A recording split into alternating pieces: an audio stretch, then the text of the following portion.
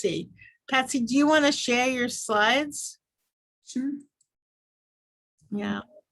If I can figure out how to do that. There we go. Okay, while I'm talking, you can figure out how to do that.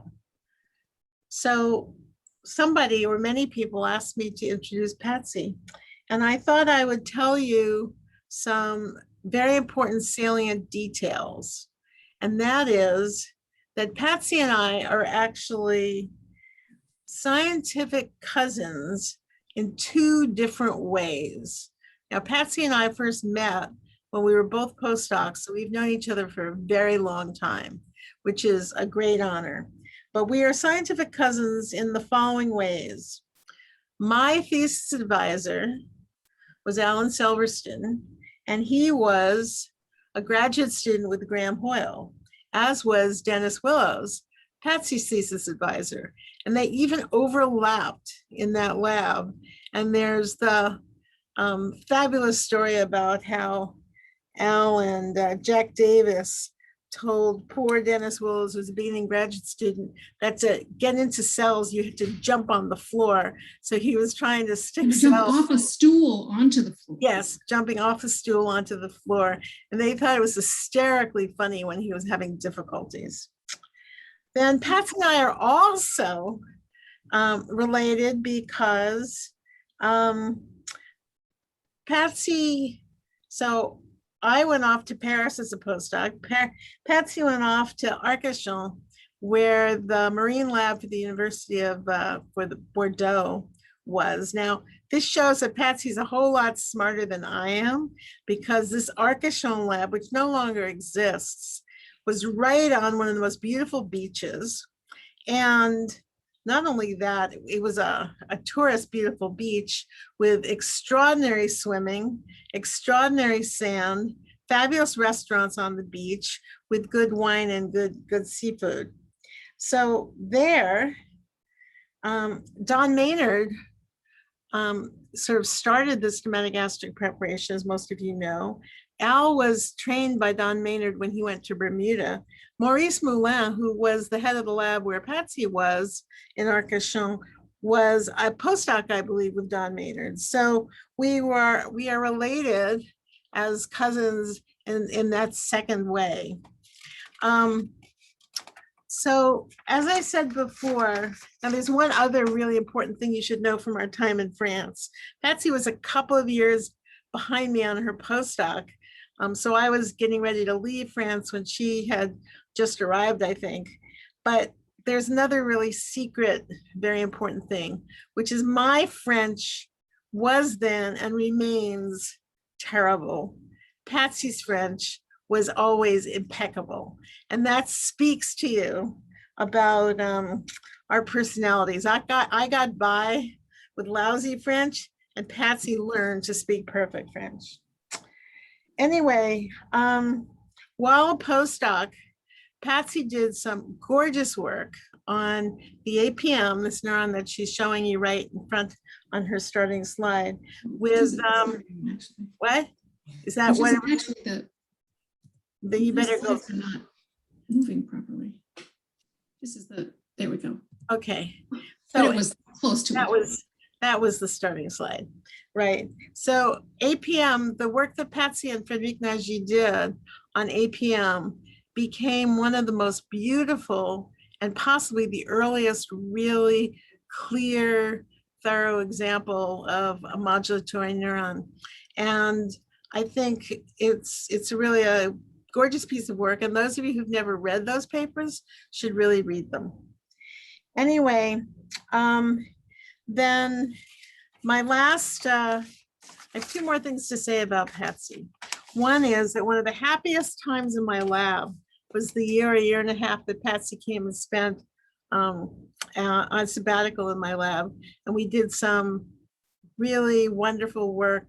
And I was really very sad when she had to go back to her real job. But the other thing that has kept me really valuing Patsy is that she has trained some of the most remarkable young students at Bowdoin. And she has sent me some of the most wonderful people who worked in my lab. Most recently, Alex Williams and Mara Rue, and many of you know Alex and Mara, came from Patsy originally. And for that, we all owe you an incredible debt. So thank you. And I can't believe you're really talking about someday retiring because you're not allowed to. Okay, it's all yours. Okay. So thanks, Eve. That was. Oh so, yeah, and Stefan too, right, I forgot. Yes. Yes. That was definitely. further back and there were others in between. Yeah. So as you all know, I'm at Bowdoin College, which is purely an undergraduate institution. And so all the students who have done the work that most of the stuff I'll talk about were undergraduates when they did this, and many of them have gone on, and you know some of them. So, and I will actually show some of Mara's stuff today, so, which was kind of fun. So I actually, as you said, I actually started working on the somatogastric system as a postdoc. So I did my graduate work with Dennis Willows, but working on mollusks and sea pens. And so then I went off to do a postdoc in France with Maurice Moulin and started doing where they worked on the somatogastric system. And very shortly after I got there, I met for the first time Frédéric Nagy. And he was essentially a postdoc there as well. And he had, shortly before I got there, he had identified and had come across this cell that at the time was actually called simply La Petite Cellule, because it was a tiny little cell located in the esophageal ganglion. We always just called it La Petite. It didn't have a name until we finally had to publish it. And then we realized we probably couldn't call it, LPC for La Petite Cellule. It was, people would think that was just a little weird. So we actually named it APM for the anterior pyloric modulator. And that was sort of my first introduction to the somatogastric system. And I worked on APM, and we found that it was this totally cool cell. If you activated it, it would change the activity of the pyloric and also the gastric network. And you can see that, so does this all show up, including my arrow? Yes, yes. Okay, thank you. So that if the pyloric network was going slowly and you made APM discharge, it would speed it up and then it would slowly go back. If it was going fast, it didn't have nearly as much of an effect. This is just showing the frequency that changes that happen at that time.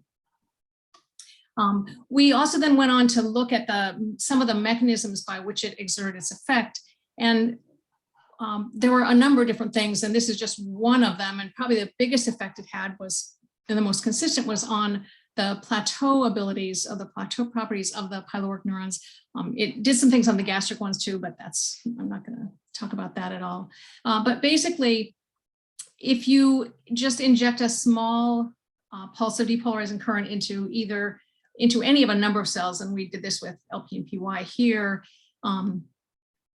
in some cases they're already generating plateaus, in some cases they're not, and in cases where they're not, you just get your standard depolarization. It comes back. If you make APM fire during that, then you start to get these longer lasting plateaus, which can be really quite strong. So in PY here, you can see this incredibly long lasting plateau, which you can then cut off with hyperpolarizing pulses. And in cases where they were already slightly active, it would actually sort of enhance those abilities to generate plateaus. So in this case, we were, this is recording from 2 PYs that were electrically coupled, and injecting into just one of them, it would generate these little tiny plateaus. The other one was a little bit stronger and would get plateaus. When we made APM fire, they both generated really strong plateaus. And that clearly was one of the major mechanisms that was going on. And I'm not going to talk about this much because that's long ago. But it was really what got me interested in the whole idea of modulation and the way that patterns could be flexible. And so most of the stuff I've done since then has been related to that same question of how you get flexibility. And one of the things that happened subsequently, and certainly when I spent a year in Eve's lab, was really looking not so much at individual cells, but starting to look at modulators sort of by perfusing them on, which turns out to be way easier, especially for undergraduates to do. So, and it was that while I was in Eve's lab that the very first iteration of this famous diagram of Eve's was drawn. by hand, I would add, where there were only about 6 or 7 different things in here, and this part didn't exist. And so subsequently over the years, there have been more and more and more modulators identified. And this is actually not even all of them. This is the one version that's on Eve's website right now that I pulled off of it a couple of days ago, but it's not complete. There's even more. And so one of the real questions is, why are there so many modulators? And if you look in the Homaris nervous system, which is the system that I've looked at the most, because after all, I live in Maine and Homaris are Maine lobsters, so they're easy to come by. A study that came out of Lingjun Lee's lab with mass spectrometry identified 84 neuropeptides about 10 or so years ago. Subsequently, a transcriptomic study, predicted something like 194 peptides in just the nervous system and neuroendocrine organs of that one species. Those don't necessarily all modulate the stomatogastric system or the other systems, but a lot of them we know do. So one of the questions that I wanted to talk about today was, sort of came from that in terms of thinking about why there are so many. So what I wanted to do today was sort of talk about 2 different things. One is sort of that question in one of the projects that I'm working on now, which is really looking at why there are so many modulators, what might be going on. And the other really is looking at how modulators and sort of feedback systems sort of might interact to alter behaviors or rhythmic patterns and movements. So the first thing to think about is the peptides, and the sort of global evolutionary idea. And I, of course, am in a biology department where we have evolutionary biologists and people who think about a variety of things. And so it's sort of an interesting thought. And one of the, we know that they provide flexibility. So the hypothesis that we've sort of come up with, I think, is pretty sort of what everyone sort of iterates generally, is that basically the modulation provides a mechanism for the evolution of sort of behavioral flexibility. It provides a specific mechanism for increasing the flexibility of those pattern outputs, and that can act as a substrate for evolution. So you would predict based on that there should be a correlation between the need for behavioral flexibility in a particular pattern in a particular species and the extent to which it's modulated. And we're sort of calling that the modulatory capacity, how much it can be modulated. So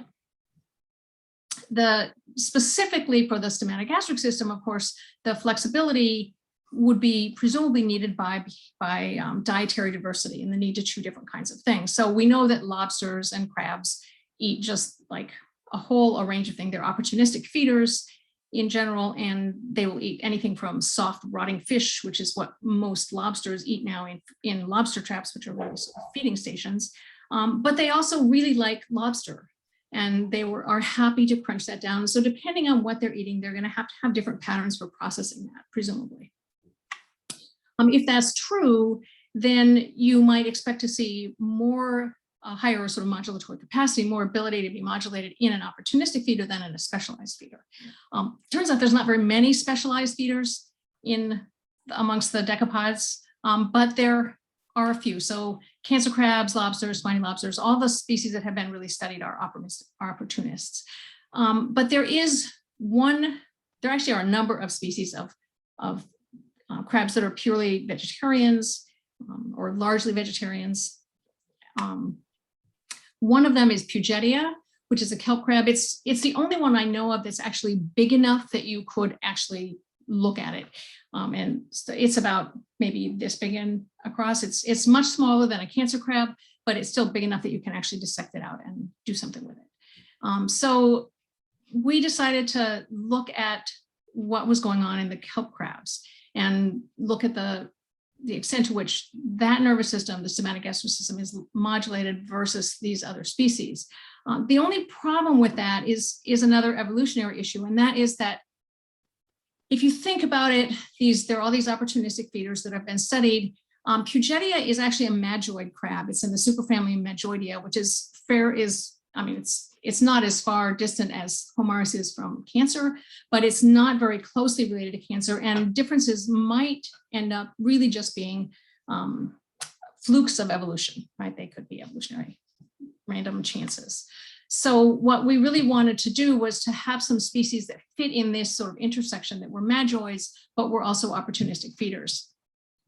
It turns out there's not that many of those, but we have come up with two species. One is called Labinia. It's Labinia emarginata. It's a spider crab.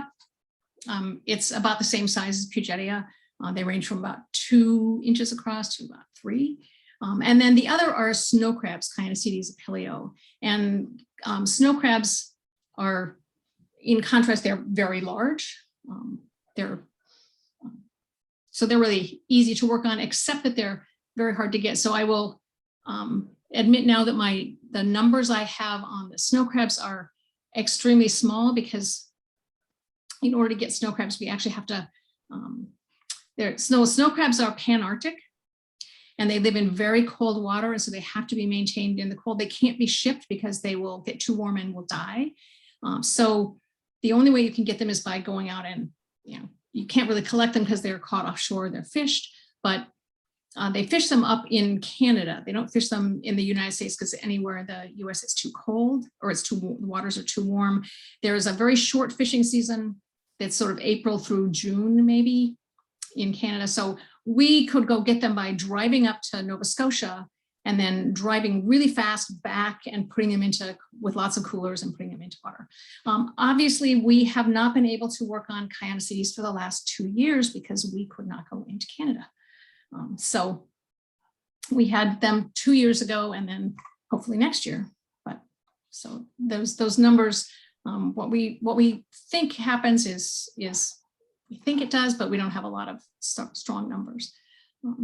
Okay, so what I'm going to show you is just a couple of examples from each of these species, or an example or two, and then a table that sort of summarizes things.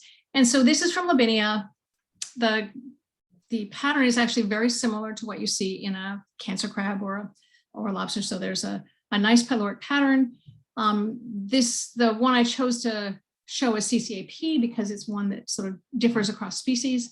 And CCAP nicely modulates the Labinia pattern. It particularly activates VD. It also modulates the pattern in Caenocetes, where again, it activates VD a little bit. It's not a huge change, but there is some change, and it has done it consistently in the 3 that we have. It also tends to consistently increase the firing in the PY neurons. So compared to this, we see this. In Pugetia, however, it does nothing. Like, there's no changes in VD or IC. There's no changes in PY. There's just no change at all.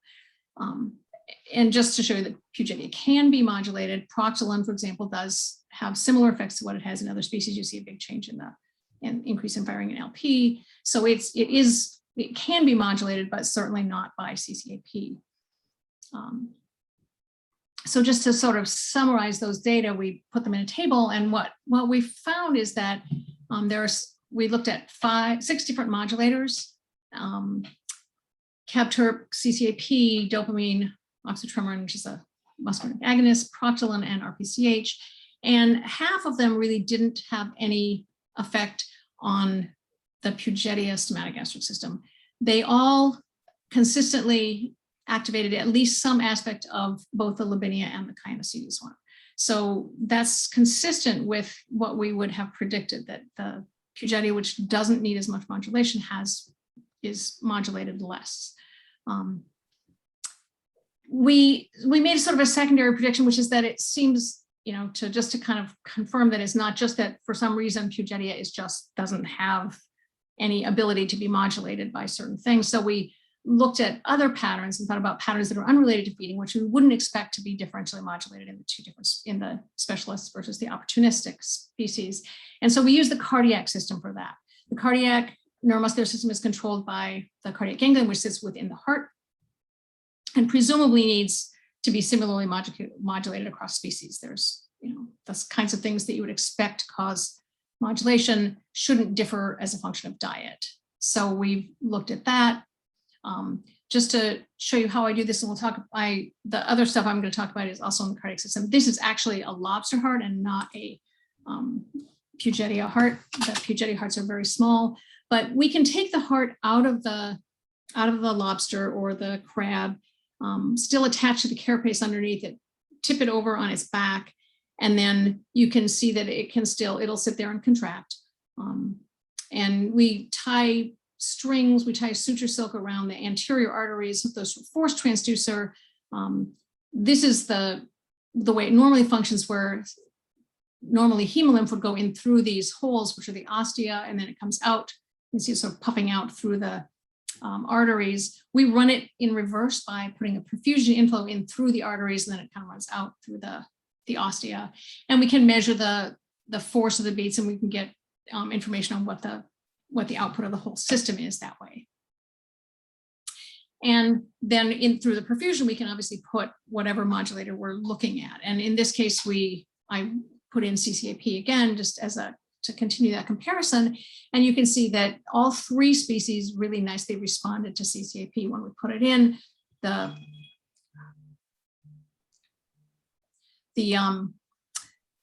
amplitude of the contractions of the force increased.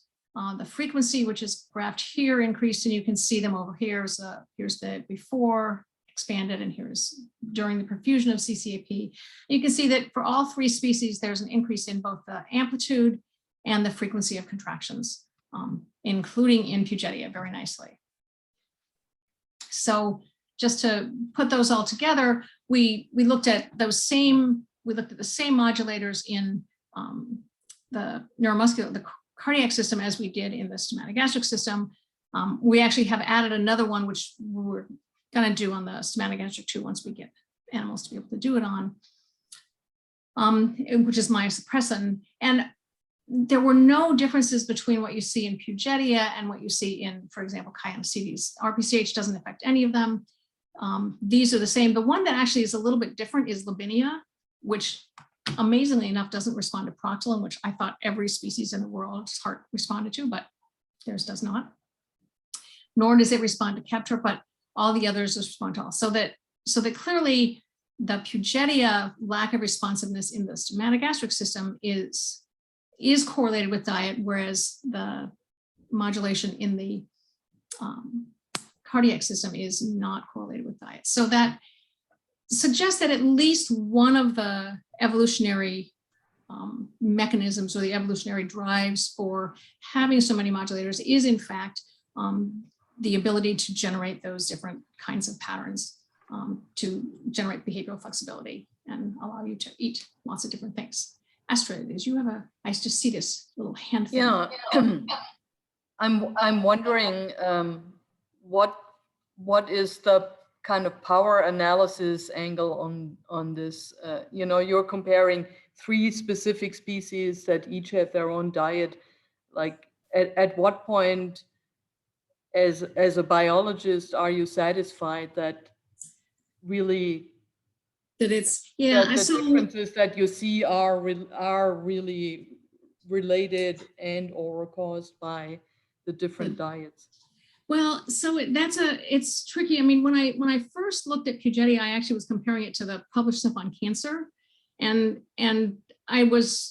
that made me a little uncomfortable because of the phylogenetic difference, which is why I did these. And I really wanted more species. I would love to have, ideally, I would love to be able to look at 2 or 3 species in each class. I can't find any other large enough specialists to look at.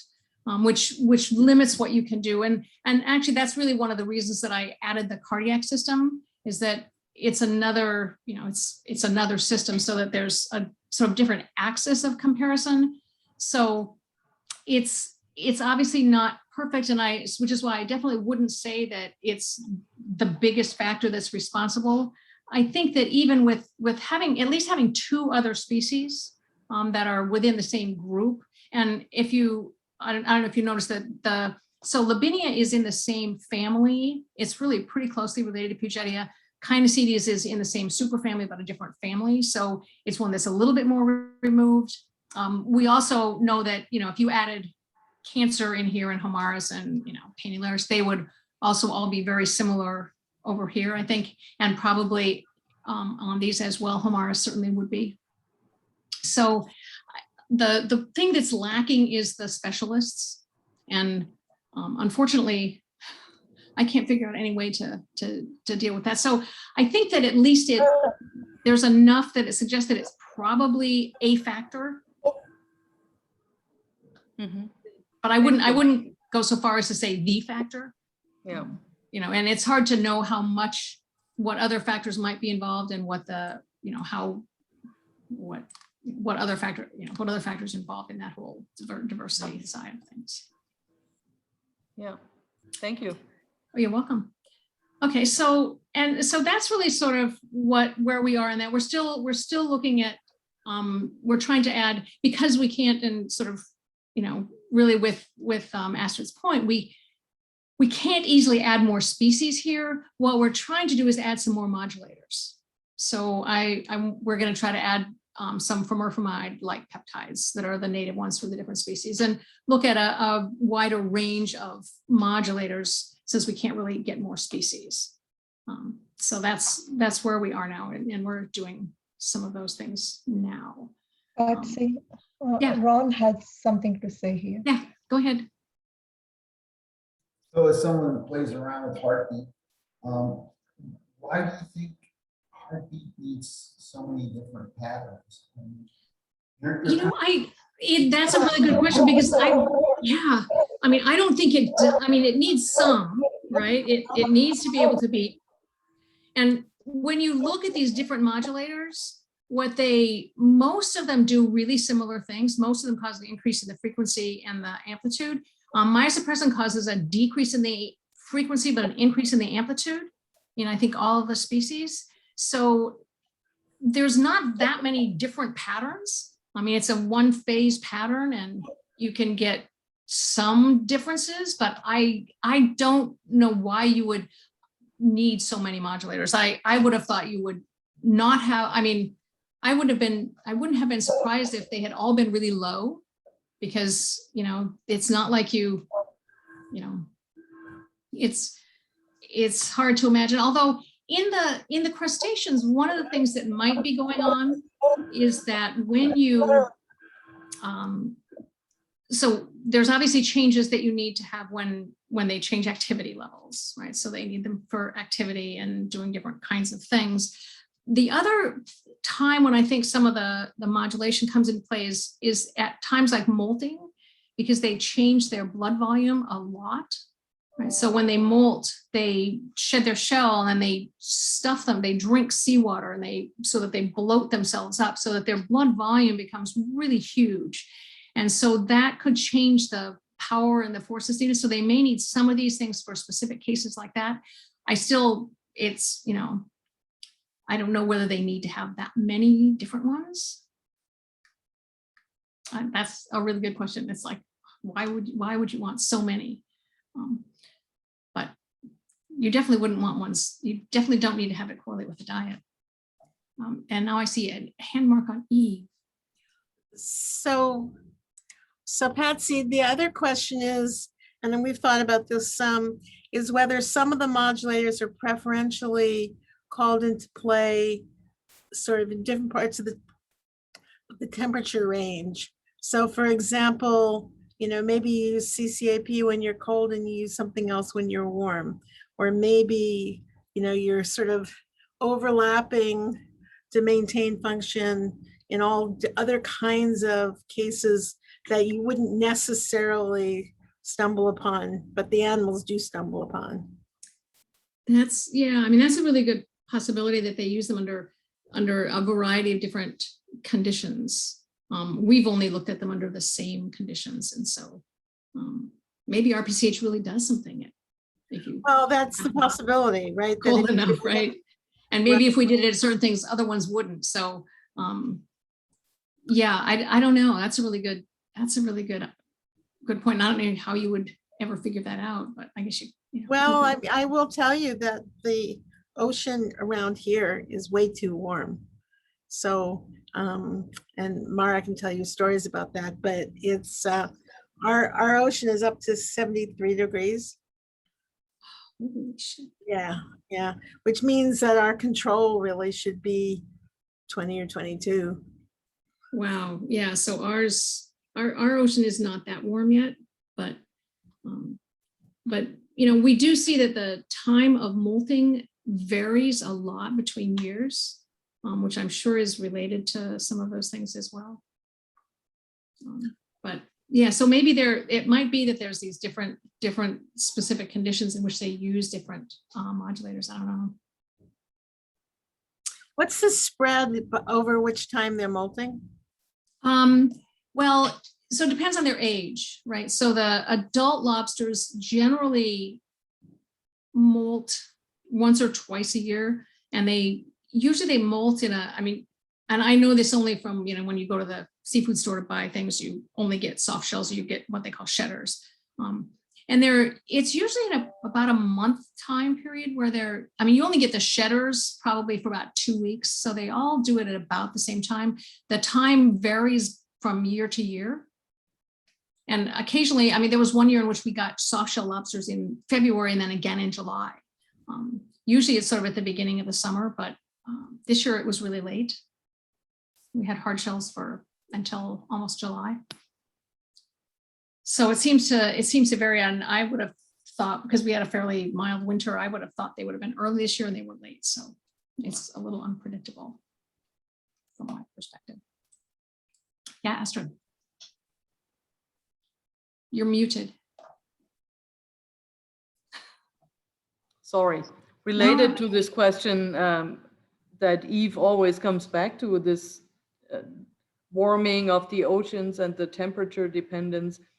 What do we know? What do you biologists know about the time scale of adaptations to these kinds of things? You know, like when we pull a lobster out of the ocean today, do we expect to see any adaptations to the last couple years or last couple decades of temperature changes, or do we expect that what we're looking at is an animal that, you know, has evolved over a much longer time scale to deal with cooler oceans? So at what time scale do we actually expect to see effects? It's like evolutionary adaptations. Yeah. So I mean, that I think would take multiple generations. And since these guys live to be, you know, I mean, some of the ones that the ones that we're working on, you know, were born, hatched out probably 7 or 8 years ago. So any adaptations that they have are more acclimations. They're more shorter term. They're not an evolutionary adaptation. They would just be a physiological adaptation, which I think is officially called acclimation. So we might be looking at a species that is coping with a recently changed environment that they haven't had time to adjust to yet. Yeah, I mean, we could. If it keeps on getting warmer faster, then they can really adapt. I think that they are remarkably flexible within physiologically. They've got a wide range of acclimation possibilities. So they're going to be doing that, but you know, sort of genetically adapting and evolving, I think is going to take longer. And hopefully, you know, who knows whether they will actually be able to do it at the rate the oceans are warming. If you're like literally 72 degrees down there, that they may be moving. I mean, the lobster fishery may be just dying out and moving north. I think it already has to some extent. I think that the range has changed in the last 10 years, probably. There was a big die-off of lobsters in sort of Long Island Sound about maybe 15 years ago because it was too warm. They got a shell disease and just all croaked. And I don't think that's ever really come back to the same extent that it was. So, you know, are they still fishing lobsters off of Boston? They are, but our lobster fishery has really tanked this year. So the local animals are very expensive. So, but to go back to Astrid's point, there's certainly an acclimation that takes place in 3 months. There's a longer term acclimation that it's sort of shows up in the summer after winter. There's call it a 6-month time scale. I don't know about the multi-year because we see things that are coming and going year by year. But I don't know. But yeah, our lobster prices are way, way high. Ours are high this year too, actually, compared to what they've been. Our lobster fishery here was definitely down this year. But it's hard to know what the cause of that is, because I don't know whether as many people are going out fishing and what's going on there. But yeah, it was a warmer winter here than normal, so we could be on the downside of the lobster fishery as well. So, okay, so to move on, the other thing I want to talk about is pretty much a different project, really, is the other thing that I'm sort of most doing right now in my lab, which is looking at the sort of interactions between the roles of chemical neuromodulators and feedback systems, in sort of thinking about how the systems are stable on a short-term basis but flexible on a longer-term basis using the cardiac system. Let's see. Sorry to interrupt again. All right. Mark Beanhacker has something. Oh, a okay. question. Okay. Before you changed gears, I was just going to ask if you can transform a specialist into an opportunistic feeder in the tank. And if so, can you unmask some sensitivity then? That's a really good question. And we actually did those experiments. So in the winter, so if you look at these guys here, if Fugettia don't have any kelp or any seaweed to eat, they'll eat any seaweed preferentially over anything else. But if they don't have any other choice, they will eat whatever is available. So they will eat those other things. And they're more likely to do that in the winter than in the summer, because there's less available. So we did look at some lobsters or some Fugettia that were caught in the winter, and we had in our tanks eating without any kelp for a few, and I think we put other stuff in with them for a few weeks. We didn't do it for 3 months. And over that period of time, there was not a change. So I don't know if you left them for longer, if you would be able to unmask that kind of a change. The other thing I should say that I think is really interesting in this whole thing is trying to think about what the mechanism is that causes this decreased modulatory capacity. And our working hypothesis right now is that they have fewer receptors. And so I'm working with Dave Schultz now.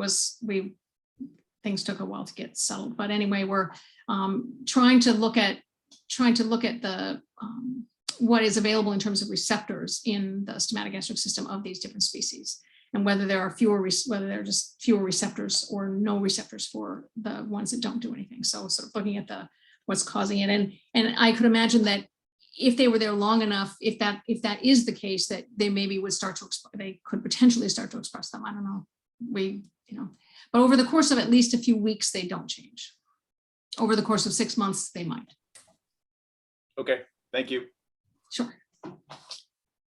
Okay, so this week we've been looking at the cardiac system and thinking about the whole system. So what we recorded in the crabs was really the whole system, where we have the cardiac ganglion, the neuromuscular junction, the cardiac muscle, and any intrinsic feedback systems. And just to look at what those are, the cardiac ganglion is made up of 9 neurons.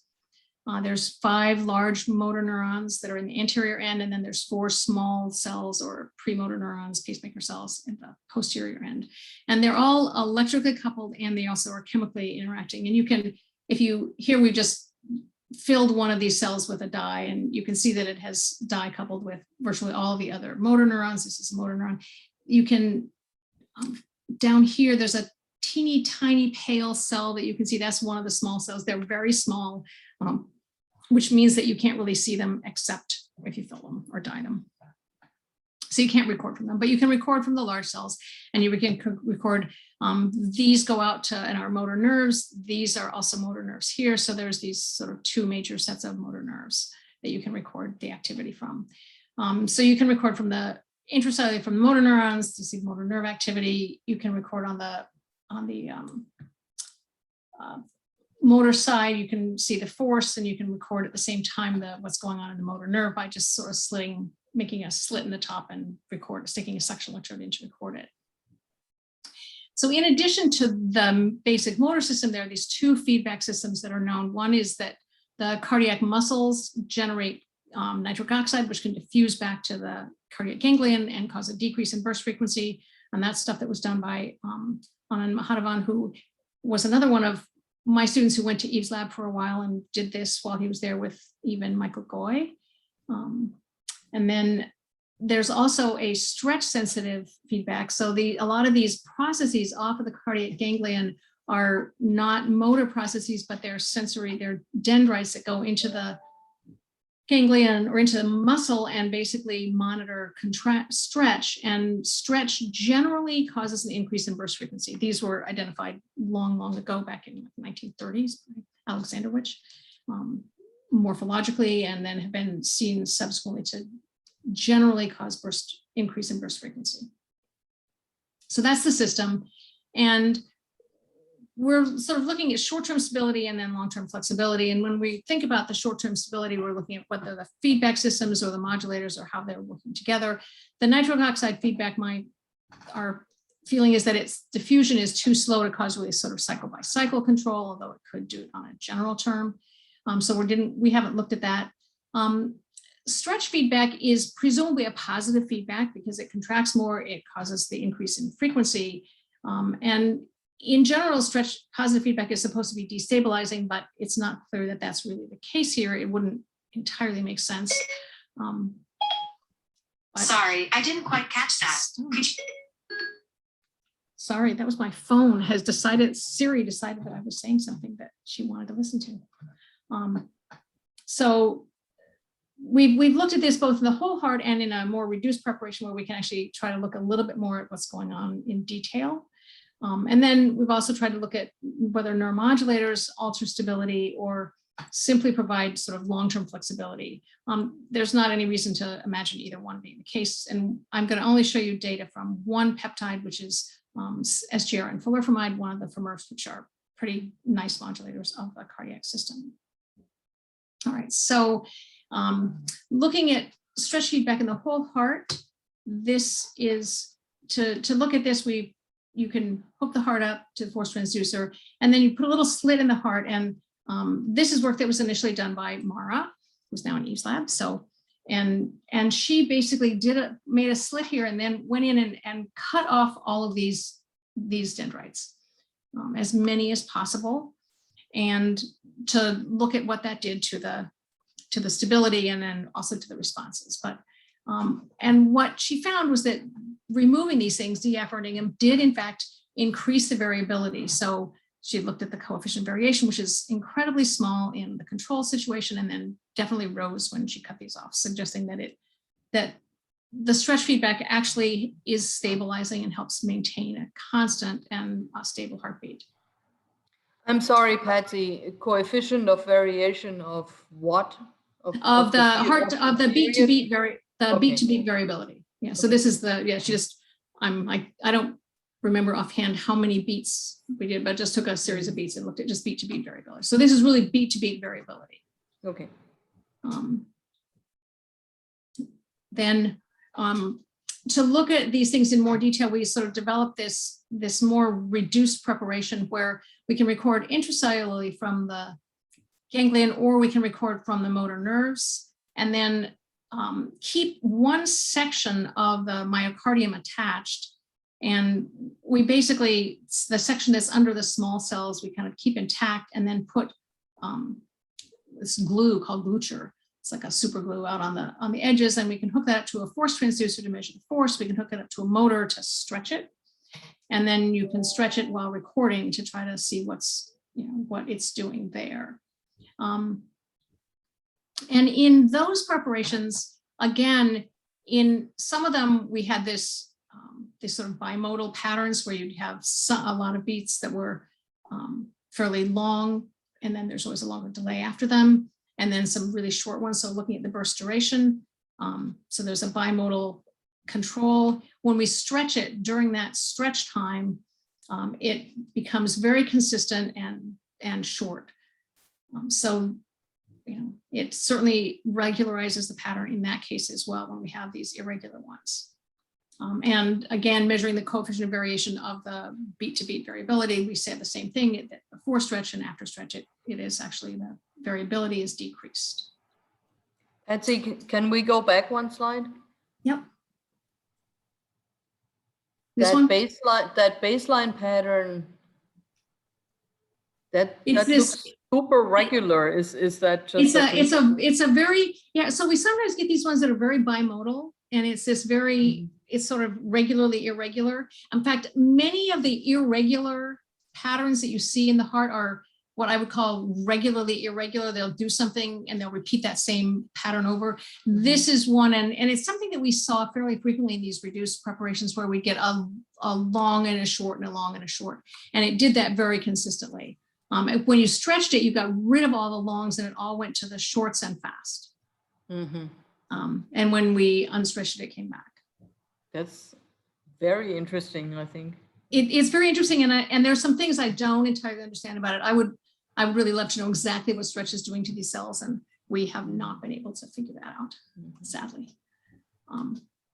But then we also looked at the question on the peptide side of things to sort of say, okay, what about the variability here? And again, we have starting baselines that can be quite different. So in this case, this was one that was really irregular, but again, you can see there is some regularity to the irregularity.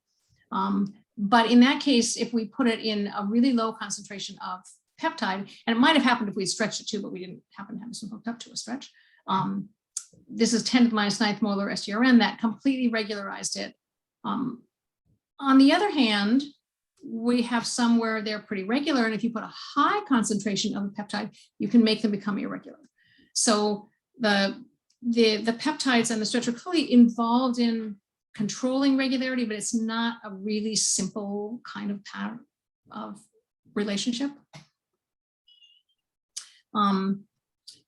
So what I also wanted to do was look at, in a whole heart, how the stretch feedback works, the modulators. We've sort of looked at that, and then think about the question of whether there are interactions between those two. And to look at that, I want to start by looking at one specific thing where we can look at these and see why we might expect the modulators to actually potentially alter the feedback.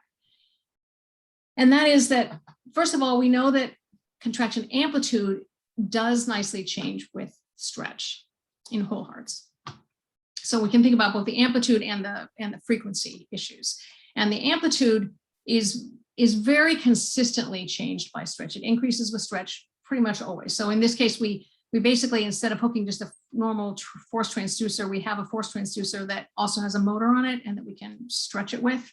And so did this sort of pyramid of stretch. And you can see that as it stretches, the amplitude of the contractions the force gets bigger, and then it comes back. There's a hysteresis in it, which is very typical. It always does that. And the frequency usually increases as well when we stretch the whole heart. So here's the frequency of the heart increasing. This is again one of Mara's recordings, I think.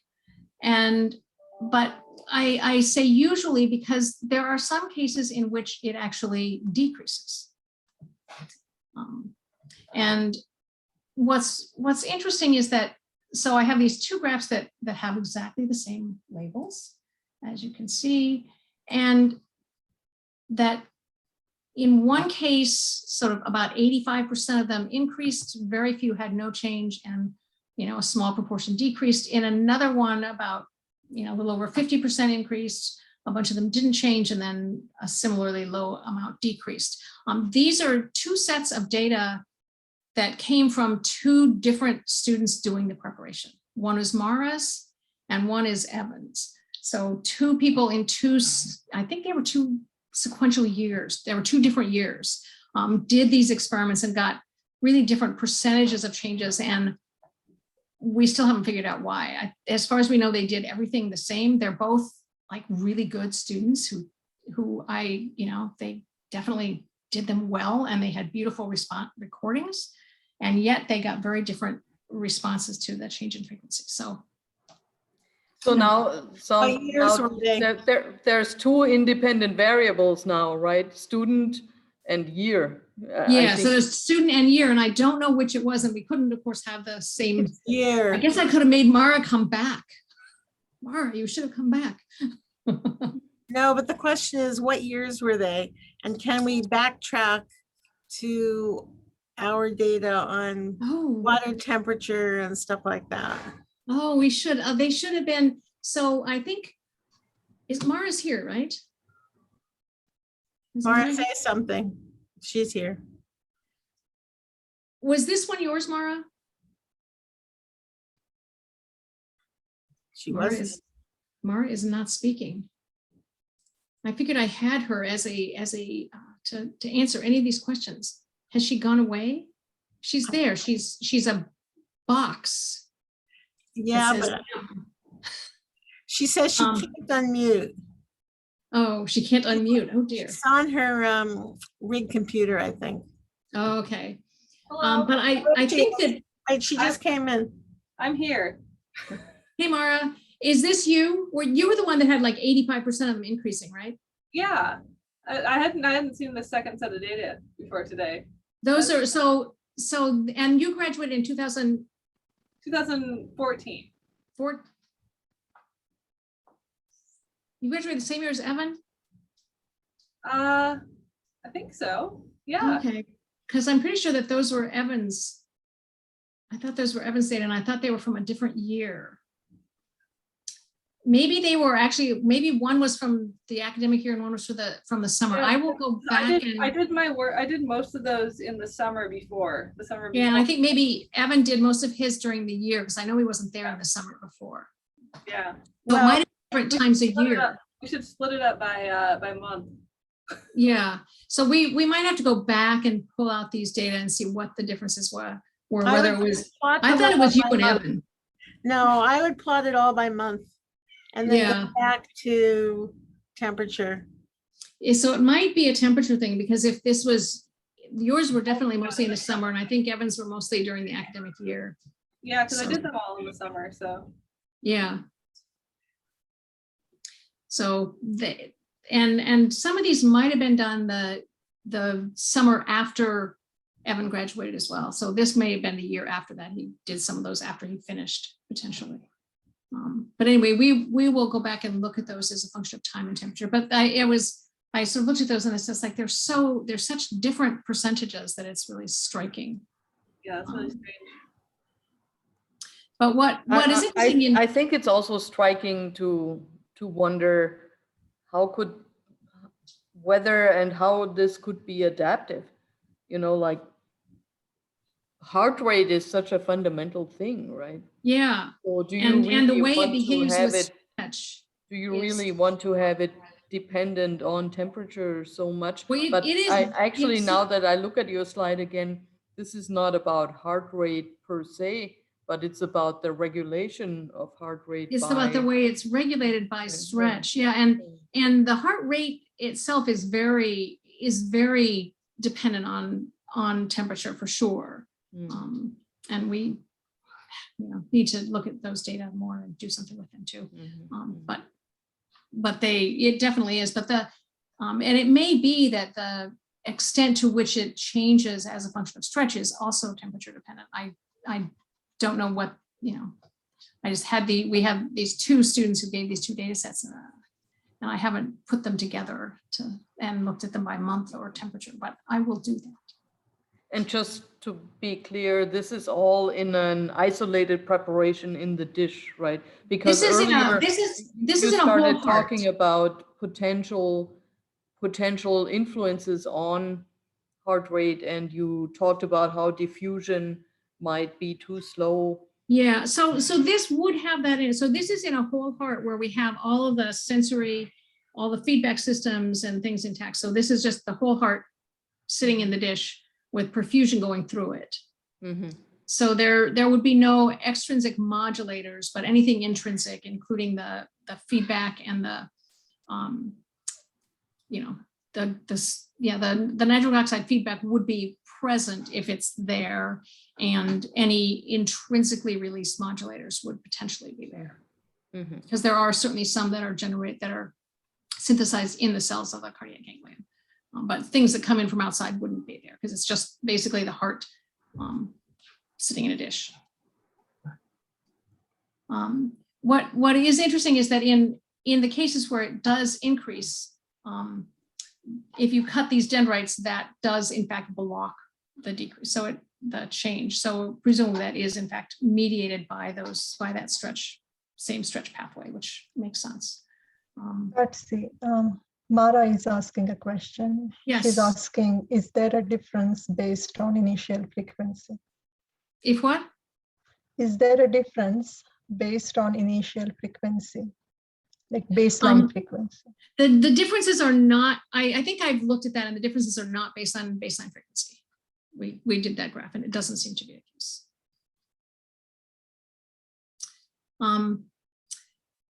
Okay, so then I've spent a lot of time looking at what these various enzyme peptides are doing to the heart, and then which lets us look at the combination of things. And one of the things, so we saw in the crab hearts that lots of different things will modulate them. The ones that I've looked at here, I've looked at a bunch of them, but the one I was going to show is SGRN-FLRP, which I looked at earlier. It just by itself causes an increase in contraction amplitude and in frequency in a whole heart. And this is 10 to the -9th molar. So if you put it on here, you can see the frequency increases, the amplitude increases. But if you take out the ganglion and put in an isolated ganglion, the frequency actually decreases to the same concentration. And in fact, if you look at sort of a dose response curve and look at the concentrations that have effects and what they do, they're decidedly different. So the whole heart, you have effects at much lower concentrations. And as you get to higher concentrations, you no longer have any changes in the frequency. In the isolated ganglion, it doesn't really respond much at lower concentrations. But when it does, it's a decrease. And when you get to higher concentrations, there's this really clear, significant decrease. So in the whole heart, it increases. In the isolated ganglion, it decreases, which seems a little bit contrary. And the only difference, or the biggest difference between those two, is that in the whole heart, you have the muscle and you have the feedback systems.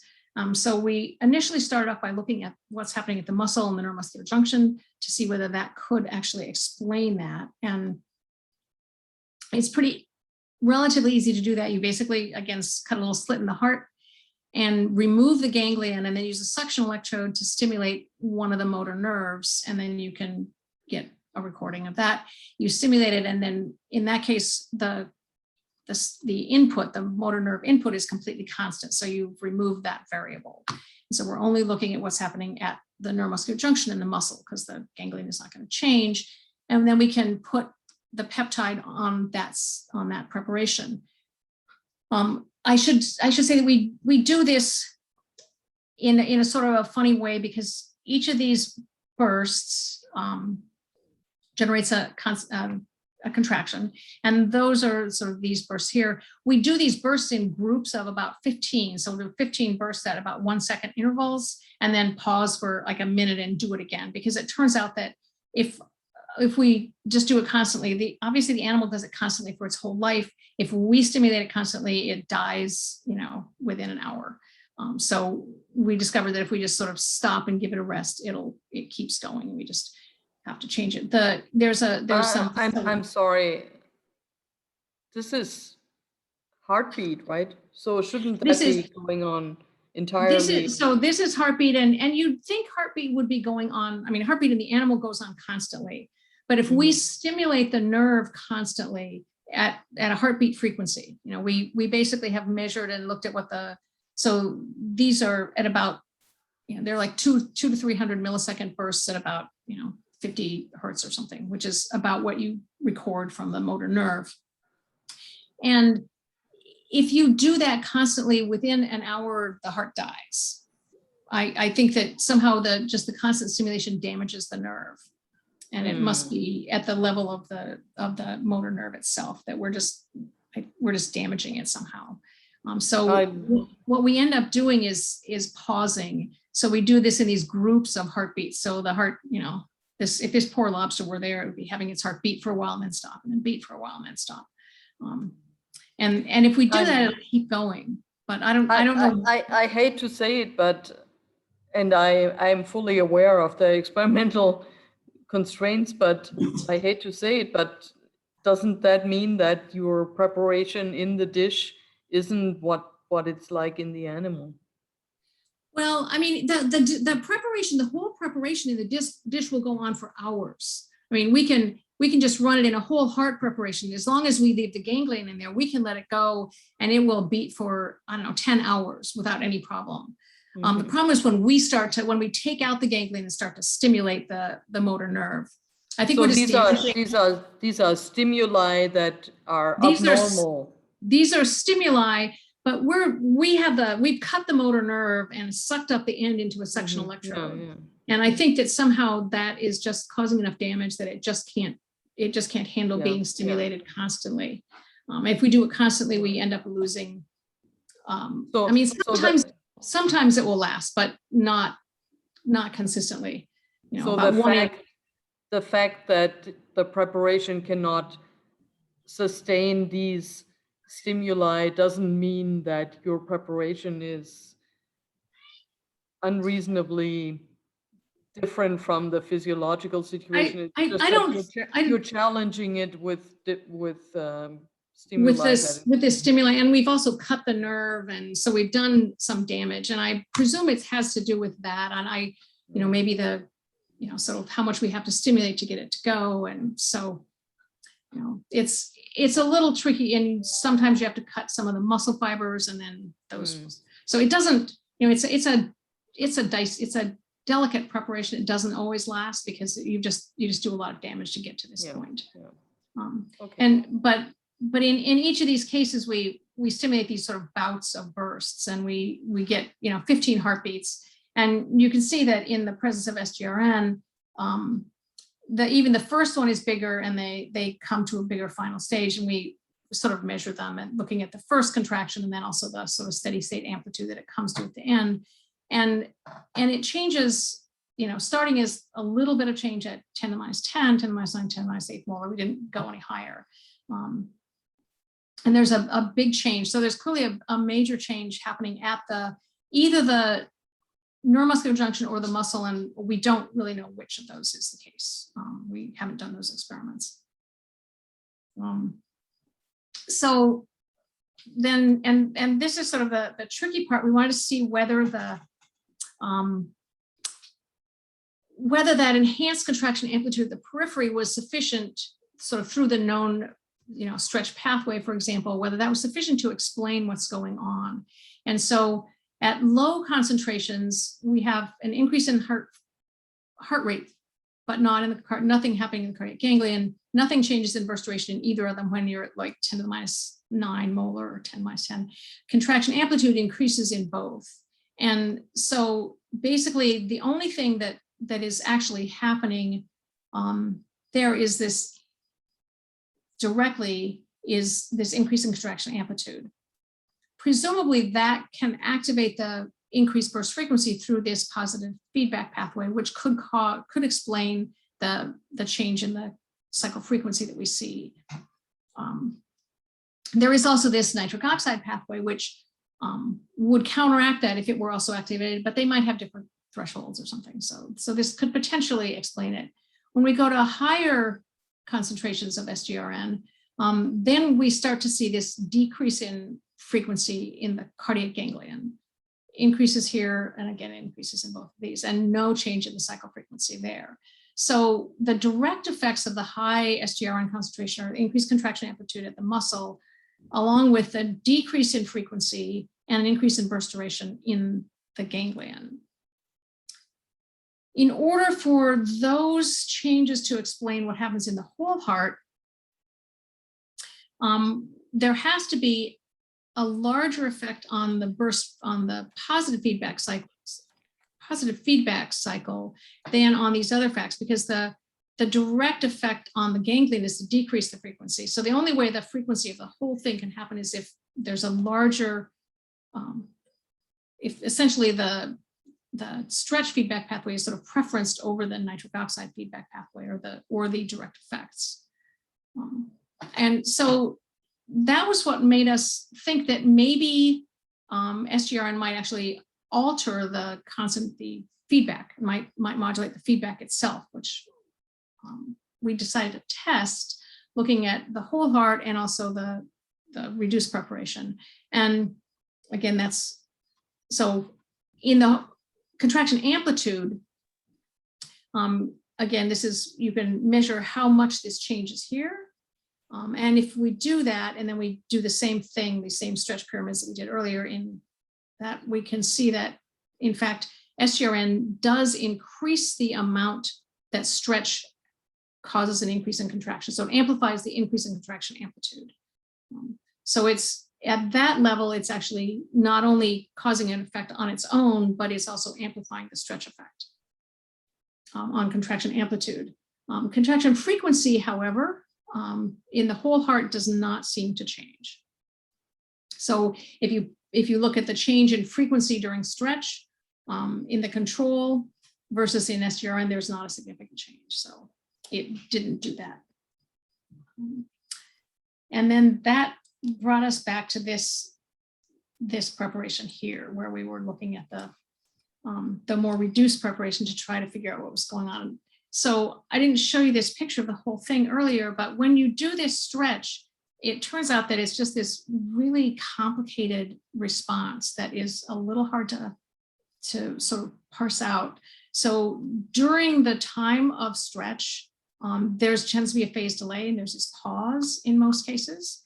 During this whole time, so while we're holding the stretch, sort of holding it stretched out, we see that there's the bursts decrease in duration, and usually the frequency increases.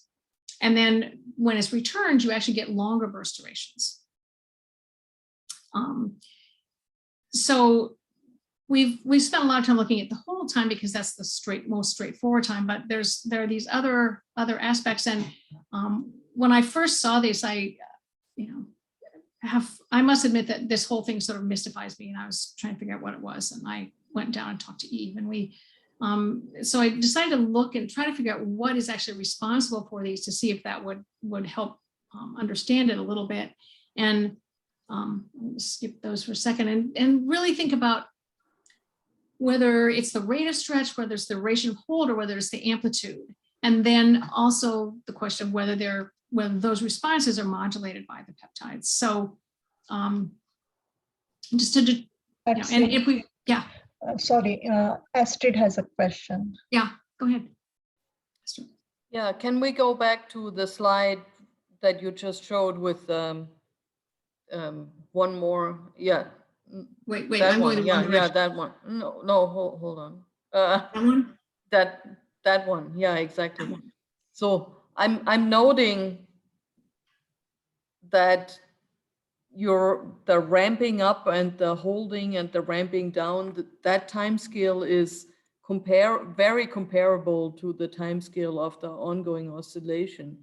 And so in that sense, I think it's even more complicated than what you're already describing, in the sense that even the onset of when you start ramping up, Right. Relative to the ongoing oscillation might play a role. And I'm saying this, because of my phase response background, right? And so yeah, so and we've actually I think it might be useful to look at that, like when do you start ramping up relative to the ongoing oscillation? Yeah, and we've actually done that to try to do it at a consistent time and try to different times, and it's not clear that it makes a difference. We've also, so one of the things that we did was to try to change these phases to see what it was. So we looked at the rate of extension, and so we do some where they were really long, so they were slower, so they would actually take longer, and some where it was a faster a ramp and then longer hold, and also longer because we did a larger hold distance, so a longer stretch. And the data are really, they're fairly confusing. It's not, there's nothing, they don't always do the same. And it also is this one is highly dependent on the baseline. Mhm. So if you have long bursts like this, you tend to get this kind of effect. If you have really short bursts, you see very little effect. Mhm. So there's a baseline effect, there's this other effect, and I actually thought that maybe if you held it long enough, it was building up something, and so that was what would give you a different spot on the return. And so which is why we did all of these things to change all of these. So we changed the extension rate. And so in that case, some of these would actually go longer across there. And there is not you get the same kinds of changes, but there's not a significant difference in what you, in the response, depending on as a function of different extension rates. Going to the same length. So those would not only give you different rates, but they would also give you different durations of that rate. Mhm. And that didn't seem to actually matter for either the burst period or the burst duration. There's the duration period. So they were both pretty much the same. This looks like it changes the burst period when you change the rate, but those are not, and maybe if you did enough, they would. There was no significant difference there. But it's a clear trend. Yeah, it's definitely a trend that there's probably something going on during here that could be affected to the extension rate, because it does move in that direction. Mhm. Changing the hold duration didn't change anything. We thought it might change this one, but what would happen on the return, but it didn't. Burst duration or period, they were both not changed as a function of whether we held this for 5 seconds or 10 seconds or 15 seconds. The only thing that really did change it was changing the magnitude of the stretch. So and that didn't change the magnitude of the stretch didn't really change this much, but it did change what happened during the hold period and during the return. And that's in the burst duration. And these are significant. These three are not different, but these ones are. The same thing here, the burst period was changed, was also different when you change the stress magnitude. So the magnitude of the stretch does seem to have an influence on that response, but the other factors don't. But what really determines this is just so not clear. I have no idea, but it happens regularly. And so we finally gave up trying to figure out what was exactly going on and just looked to see whether SGRN changed that and enhanced the response like we expected it, like we had sort of predicted it would. So that's our predictions again. So I'm just going to show one thing, which is the effect on the burst duration. And so I've shown this is the change in burst duration during the hold period, and as a function of the change in force. So it's essentially the amount of stretch. And you can sort of see that it fits, if you fit a line to it, it does this sort of line like that. And that's in control. If we put in low concentrations of SGRN, there's not really much difference. Those are not significantly different. They're the same. If, on the other hand, we put on high concentration of SGRN, not only does it not enhance it, it actually eliminates the stretch response. And these are the early data that we had using the intracellular recordings. We've done a bunch subsequently with just motor nerve recordings, and it's the same thing. The higher concentrations just eliminate the stretch response, which is exactly the opposite of what we thought it was supposed to do. And I have no idea why. So there we have it. So just to sort of conclude things in the feedback, it does usually increase cycle frequency and amplitude, and decrease the cycle-to-cycle variability, so it can stabilize the heartbeat. In the reduced period, it generally increases the frequency and decreases the duration during that hold period. And SGRN has these nice effects of increasing contraction amplitude and frequency on the whole heart, but decreasing burst duration and cycle frequency, or increasing burst duration, but decreasing cycle frequency in the ganglion. And the effects are exactly the opposite of what we thought they would be. So, and I have not yet been able to figure out how to explain that. So if anyone has brilliant ideas, I would love to hear them.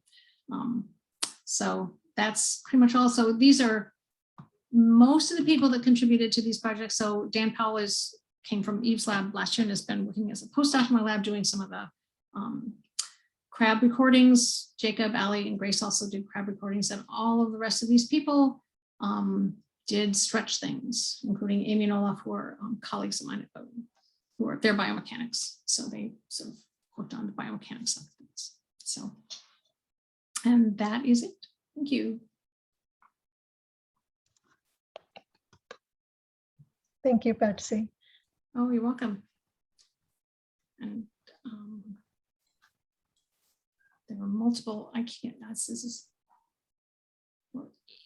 Eve has a question. Eve has a question. Go ahead. So it's not a question so much as, you know, when Dalia Kuczynski did her work with Katja with the intact animals, it might be interested to go back with the the infrared monitor and do a few experiments in totally intact animals with the peptides, because that gives you the frequency as the animal is actually behaving and in completely intact, and see whether you can make more sense in the completely intact animal and put that together, because then you would have the complete range.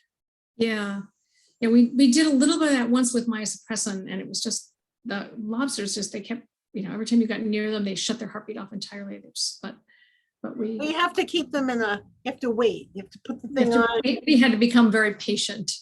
You have to put them on and then wait 24 hours and then go back the next day or go back. Oh, okay. I mean, Yeah, that would be cool. I think Dalia actually would implant the thing. I mean, Katja, you there? How long did she wait usually, or did you guys wait? Yeah, I think she usually did the recordings the next day. Okay. Yeah, so I think she mounted the PPG probe above the heart, put like isolation around it, put it in a tank, and then did the recordings the next day. And yeah, so I think that would at least give you the most intact Yeah. behavior, which might be a useful baseline. And that also would give you the amount of variability in the intact animal, which is quite considerable. It is. It's much more, I think, than in the isolated heart. It's much more. So again, but you can still, you know, inject peptide, you can do any of Yeah. Patsy, could you stop the screen share so we can? Yes, that's a good idea. Oh yes, stop share. Yes, I could. Good Patsy, idea. sorry, this is actually Mara. For some reason I can't unmute on my phone. I was gonna say that I was here when Dalia was doing her experiments, and she was saying that like she had to run them really early in the morning or really late at night, because like even someone walking by the tank would like mess with the heartbeat.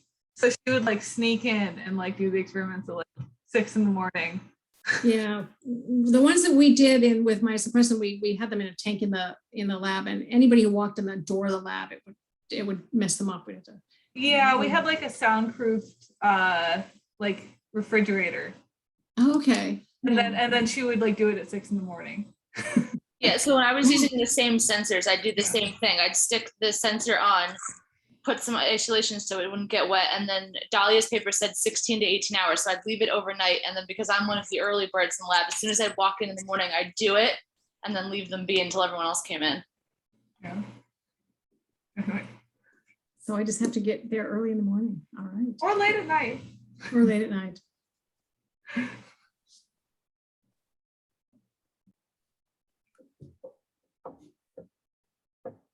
Yeah. So but I think the real key is going to be to the extent to which it's possible, to break down some of these data by week, by month, by year, and just see if there's anything. Yeah. I mean, we've gotten completely pathologically freaked out by the seasonal variant. Now, I don't know about the lobsters. I mean, maybe, I don't know. I don't know how much the lobsters are coming in and out of shore and whether they're going deeper or not. And, Well, but, they catch them from different places at different times of year for sure. and they will never tell you where they're getting them. Oh, absolutely not. Right. There's only one truth in dealing with these animals, which is the fishermen will always lie. It's not even some fishermen lie. All fishermen always lie. But yeah, because I think this is just, there's just too much climate change going on in those oceans, in our ocean. And maybe you're seeing it less than we are. But we Yeah, I might be. And my guess is that I'm seeing it a little bit less than you are, but it's probably starting. I mean, there's certainly are always going to be seasonal variations. Because, there's also the whole molt cycle thing, which I think totally. I don't understand why why the animals are molting later in the warm weather. No, That's- this year was really weird. Because usually it's been getting earlier and earlier, and then this year it was suddenly later. But I think actually the ocean temperature was cooler this year, even though the winter was milder. We had less snow, so I think maybe for some reason the temperature got cold and it just stayed cold for a long time. And the ocean temperature, because somebody did tell me that I think the ocean temperatures were actually cooler. So otherwise they should have molted earlier. Well, I mean, that's the currents are changing. Yeah, well, that's true too.